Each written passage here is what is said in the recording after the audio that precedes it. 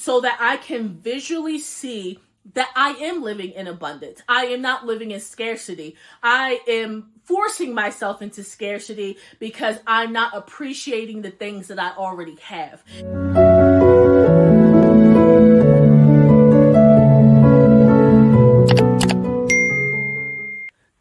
Greetings, royalty. My name is Olivia, and welcome back to my realm. That is looking more chaotic by the day, but I promise you one day this is going to look even prettier than it is inside my head. Tonight, I'm coming to you all with another real and raw and basically unfiltered video, which is going to include my 6 steps to prep for a no buy. And it doesn't have to be a year. It doesn't have to be even a month. It could be a week or a day. But I have found during my week of a no buy so far this year, these are the things that really helped me put this into place and thankfully not spend any money besides my essentials to start off the new year. So let's begin. I think the most helpful thing when I got started was this idea and churning it to do a no buy for 3 months. And if you stumbled across this video and you don't have context for what I'm talking about, click the card above or go to the description below and you'll be able to find my video where I talk about the 6 things I'm not buying in 2026 that really kickstarted my desire to do a no buy year. And in that video, I talk about the categories I'm not spending in and the fact that I am doing a no buy for the first 3 months of 2026. So the thing that really helped me the most to start out was calculating my real numbers. And what that means is either you can go get, in the US at least every year, you can get the 3 major credit reports free and just download those and see your debts and liabilities that way. You can just keep it in something physical like this and pull bank statements and credit card statements and things like that. But I really had to get real with myself with the real numbers because I think that really puts into perspective why you need to do something like a no buy. Because I think if you have the urge to do a no buy, it's probably because something is misaligned, something is not working in harmony when it comes to your finances.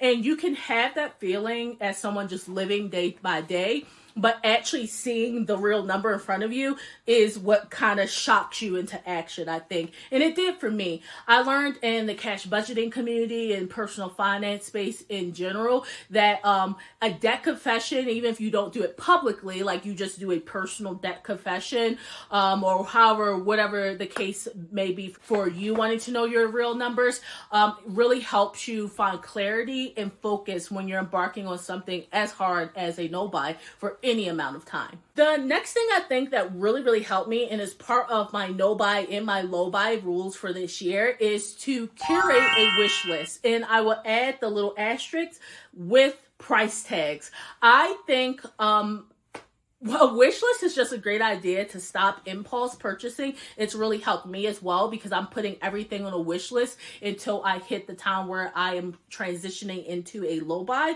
Though honestly, between you and me, I'm hoping to keep this no buy running for as long as humanly possible. But yeah, I found that curating a wish list with a price tag next to all the items really puts in perspective how much money I would have or want to frivolously spend when I'm looking at, once again, going back to the first piece of prep advice I gave, knowing the real number. It's one thing when I'm just adding stuff to cart and not really thinking about it or just thinking whimsically about all the things I want to put into a room. But when I'm looking at that list, what's the price tag? I'm like, do I really want to spend that much of my income on like random decor, or in my case, random knickknacks and art pieces? And the answer became more and more no. Now, don't get me wrong. With my wish list I made going into 2026, there were things that I did end up buying, but I ruminated on it for like months, like literal months, because I was like, I'm going into a no buy and hopefully going more than 3 months, would I really want to not buy this? And the answer more often than not was no, but sometimes it was yes. And that's why I think a wish list is just a powerful tool to retrain your mind to know what you really want and what you think that you want. Going off of that, some things you want but you know you shouldn't have. And so my third prep tip would be to find it free. And what do I mean by that? Well, I'll give you a clear example. I am a big stationery lover, and I love, love, love books. You can't see them right now, but this room is literally covered with bookshelves and covered with books. And so those are my two big problem areas, I would say, when I was thinking about where do I spend the most frivolous amounts of money. And it was physical books and just books in general, but mostly physical books, and it was stationery and knickknacks and things like that.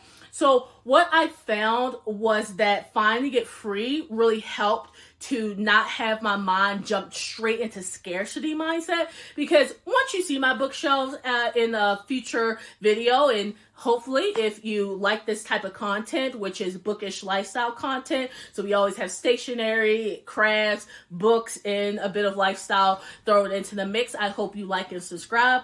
But once you see my library, and I do classify my collection as a library, you would be like, how in the world do you have a scarcity mindset, girl? But whatever your thing is, be it clothing, be it nail polish, be it, new gear to go out hunting, whatever your thing is, I think you can relate to the fact that you have this scarcity mindset built in by the culture, that you always need the newest and hottest thing. You always need the new release, the new gizmo gadget that's just going to make this hobby, whatever you love, even better. And so what I found in finding it free is that I have gone to my favorite authors and seen if I could get on their ARC teams. Because I didn't mention this in the original video, I'm keeping my Kobo subscription because I went ahead and tried to pay a year ahead for the things that I didn't want to not know buy for a long period of time. And because I couldn't pay for my Kobo subscription for a year for some reason, I just set aside the money so it's coming out in auto debit for 2026. But there are things I can't find in my Kobo subscription. There are things that, even given that my library is expanding, I still have a technically classified as a rural library, so it doesn't have everything. Even on Libby, where they have more things because they're part of a group of different libraries, doesn't have everything. You get what I'm saying here. I can't always find the books I want free, but there are authors that I consistently read that I know that I could get on their advanced reader copy team and get my fix free, right? The other thing I attempted to do was just go to the library even more. It was closed during the start of this challenge when I was thinking about it for a little while, but I'll be going to the library even more than I usually do, which I do make pretty much bi-monthly visit, so I go every other month to the library, but going more anytime I'm like, oh, I really want that new release, checking there first, checking on Libby if the wait time is reasonable. Another way I found it free is actually new. As for my stationery, my love of that is I've been trying to get on influencer campaigns. Now, that can kick into overconsumption or, the other buzzwords that are actually real. They're a real issue in the world. But why I'm doing this challenge isn't because I want to kick an overconsumption kick.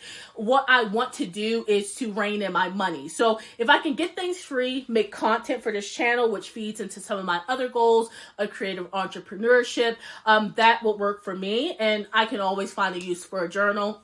I love me some journals. So all that to say, if for whatever you're into, are there ways to get on to influencer campaigns? If overconsumption is not an issue for you, get into influencer campaigns where you might even get paid to do the thing that you like, right? Do you have something like a library or a free resource or a buy nothing group that you can get into where you can trade versus buy the things that you want, right?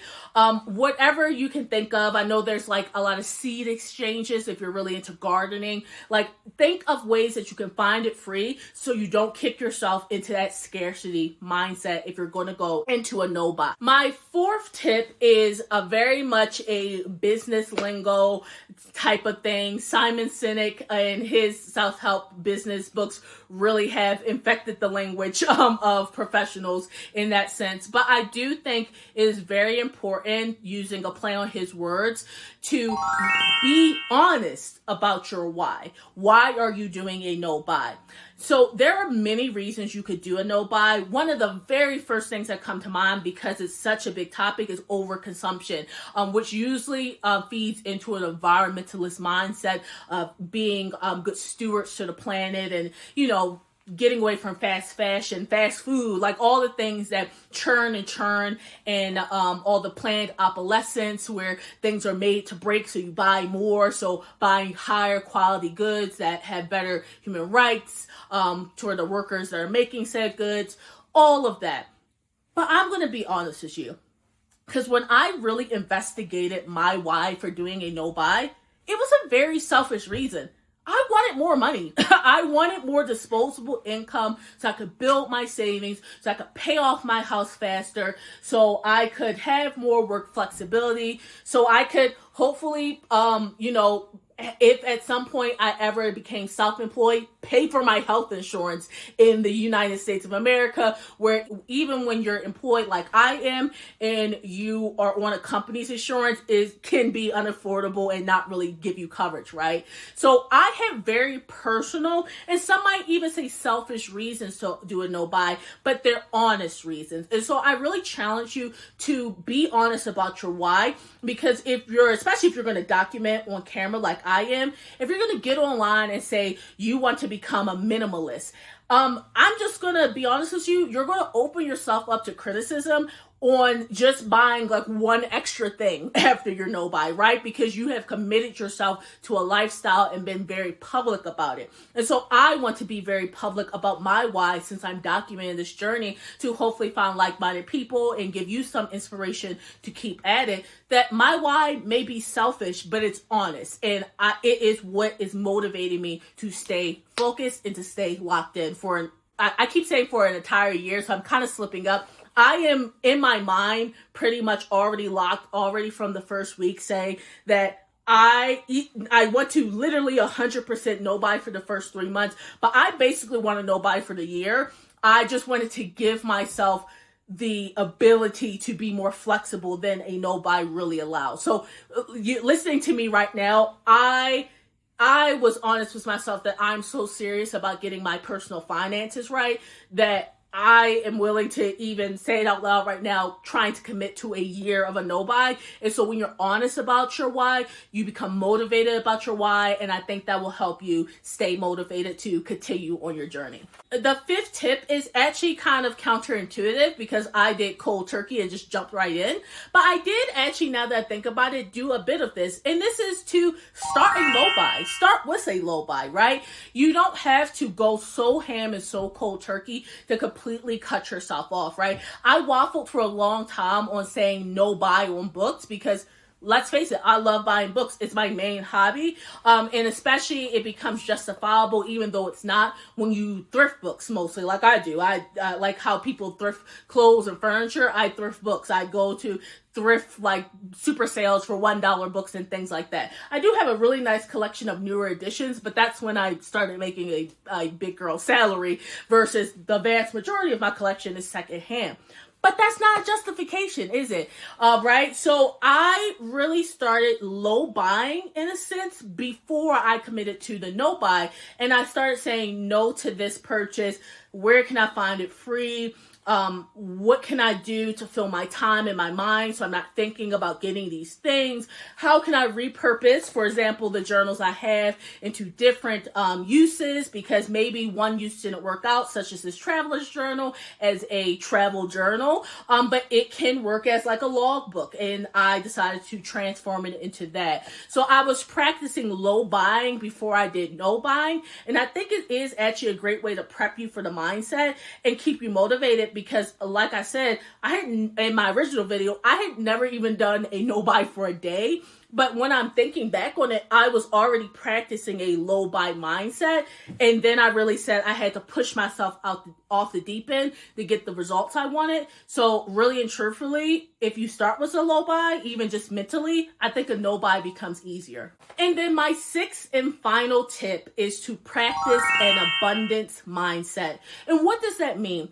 For example, in my case, I set out a couple months ago. I joined Jashi Corinne's Change Your Life Challenge, which I'll link down below. It's a really fun challenge based on like cyclical planning. And I'm not a cyclical planner, and I found I really wasn't after joining it, but it still gave me the kickstart to create a hobby room. I had this unused room in my house that was a pseudo guest room, but I really never had guests over and never guests that would sleep over. And so I had this unused space where I was like, why not fill it with all the stuff I love? My books, my stationery, my gaming, my TV gaming as well, because I have to switch it out, so PC game, writing, just in art at some point, art as well, and just fill it with the abundance of my items so that I can visually see that I am living in abundance. I am not living in scarcity. I am forcing myself into scarcity because I'm not appreciating the things that I already have. And so for me, it was creating a hobby room and deciding to put all the things I love and all the things I want to try out in here. For you, it could just be, just collecting stuff in like a project pan type of style, collecting all your makeup if you're into makeup, and just looking at it and just going, wow, I actually do have enough. And so whatever it is, whatever that would spark in you, that thing that would make you happy, I would really say visualize it, not in your head, but really in space. Look at it in reality and present yourself with the reinforcement in your mind that you are living in abundance, even if you're not in all areas, such as I am. But that thing that you love, you have enough of, and so focus your energies on what you actually need to achieve. So those are my 6 tips to prep for a no-buy for any amount of time, because you can start a no-buy anytime. You don't have to start January 1st any year. You can start as soon as you see this video or as soon as you're ready. I hope this was helpful. And like I said, if you want to follow this journey, I hope you stick around. If you are royalty and you've already been riding with me in my royal ranks, I thank you for watching the video. And if you're a distinguished guest, I do hope that you join us. Well, with that said, Happy New Year, because I feel like the first week of New Year, you can still say Happy New Year. And I hope that you find the courage to attempt a low buy, no buy, or just do the things that are already healthy habits and just make this year as best as it can be. My word for the year is love, because I want to practice more self-love, love for others, and just practicing this abundance mindset, right? But that is because in my 30s, starting in 2027, I really do want to live in abundance, not just mentally and spiritually, but materially as well. And so that's why I started a no buy, and I would love to know down in the comments why you did, or why you're not, even if you don't want to start a no buy. With that said, I'll see you next time. Bye.